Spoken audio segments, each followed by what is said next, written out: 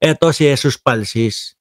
Napansin din ho ito, eh. Ako mga bossing, aminado ho ako nung una kong nakita, nagtatanong ako sa isip ko.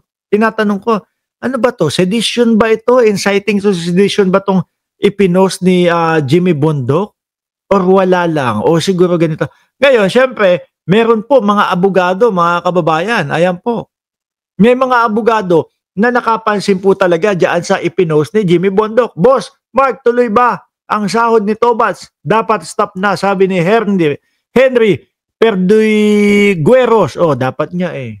Matutuloy yan, huwag kayong mag-alala. Watching from East Rembo, Taguig, si Medardo Leoncio, shoutout sa inyo. O ngayon no, sabi ni Jesus Palsis, mga kababayan, ito na nga, Bondoc binutata ni Palsis sa Republic of Mindanao. Abogado yan, hindi lang halata.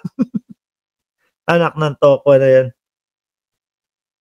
Biruin mo magpo-post ka ng mga ganyan ho, no? Hindi mo muna iisipin kung ano yung ipo-post mo at kung ano yung posibleng maging balik sa iyo nito. Siguro ho, mga kababayan, kung si Marcoleta pinagkatiwalaan po si Jimmy Bondoc na kahit man lang po yung notaryo nung papel ni Gutesa. Yun lang ho, yung notaryo nung papel ni Gutesa ipinagkatiwala ni Marcoleta. Eh siguro wala silang problema, wala silang iniisip na na peke yung notaryo. Eh peke daw, sabi ng RTC, mga kababayan, di ba? Yun nga eh, notaryo na lang, hindi pa ipinagkatiwala kay Jimmy Bondoc. Hiwalay Mindanao. Naku, Jimmy Bondoc, mamundok ka na. Oh. Hindi, mga boss, sige, pagkatapos ko nito, ipapakita ko ulit sa inyo yung paliwanag ni Bondoc. Ang hirap pong intindihin eh. Pakitawag ang PNP. O yan. Di ba? Kaya ano po ang ano natin? Ano ho ang title natin, mga boss Chief sir? Ang title natin ay inaalarma, inaalerto ang PNP. No? Pakitawag ang PNP at DOJ, Department of Justice. Pakisabi, merong inciting to or conspiracy to commit sedition or rebellion. Yes, abogado yan. Hindi lang halata. Nako po, mga bossing. Eh, alam niyo naman po sa atin, no? Mga kababayan, kapag kayong kakasuhan ka ng mga ganyan, kagaya ni Kiko Barsaga. Kung maalala niyo ho, mga boss Chief sir, si Kiko Barsaga, yung pumunta doon sa doon sa Forbes Park, ilang buwan po? 1, 2 buwan bago, di ba? Bago po makasuhan, bago maiakyat yung, o bago po sabi na ibinalita na may kaso. O eto din no, mga kababayan, tingin ko pinag-aaralan na po yan, no? At mga susunod na mga buwan, pag nakita talaga nila na yung post ni Jimmy Bondoc inciting to sedition or rebellion, kakasuhan ho yan, mga boss. Sabi ni Merly Belen, di wow, pinaglaban niya tayo ng mga heroes ang Pilipinas, tapos ganyan ang gagawin. Correct. Mahihirapan yung mga taga Mindanao na nagtatrabaho po sa Luzon.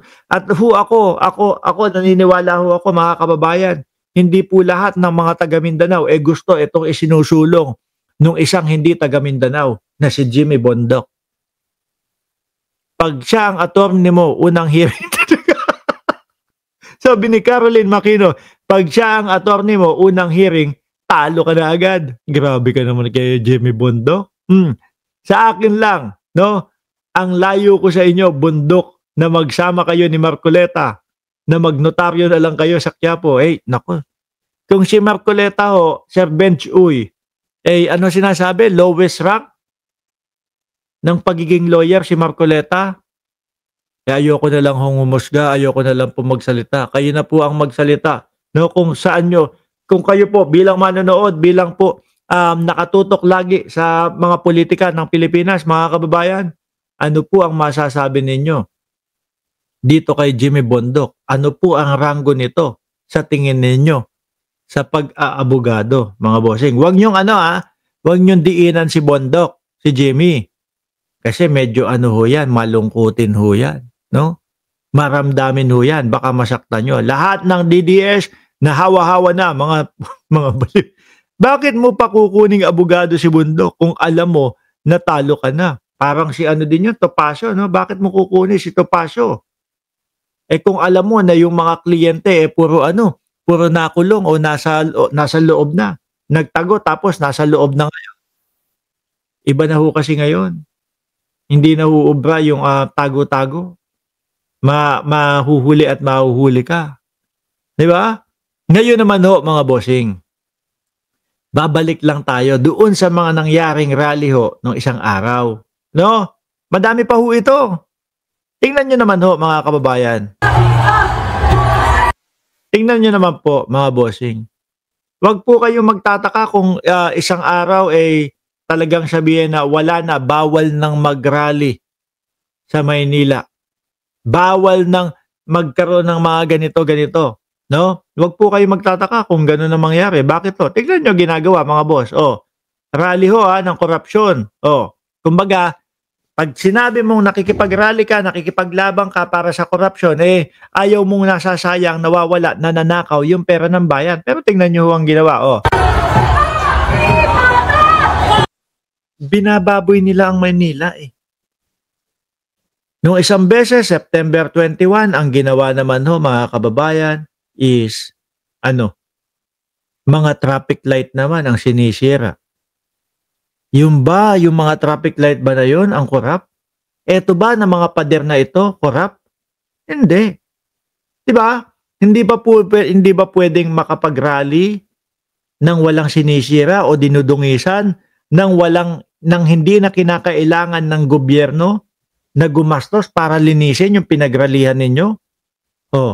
Pagbabandal.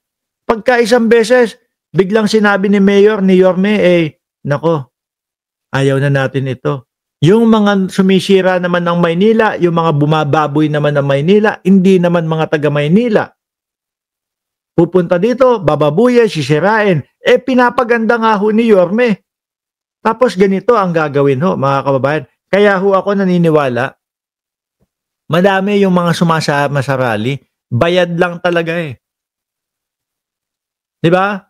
Madami yung mga sumasama sa rally, sumama dahil bayad.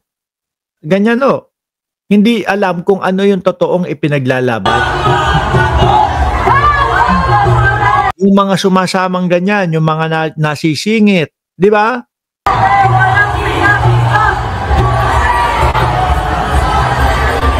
Sandali, uy, may inaaway kayo diyan. Sino ba yung inaaway? Hindi ko nababasa, ano ba yun? No? Inaaway nyo, sino yan? Si Crescencia Lau, ikaw, magano comment mo? May DDS dyan? Hindi ko nakikita kasi. No, ang haba, ang dami. Biruin nyo, 2,400 tayong nandito. No, nanonood. Tuloy-tuloy yung comment section. Tuloy.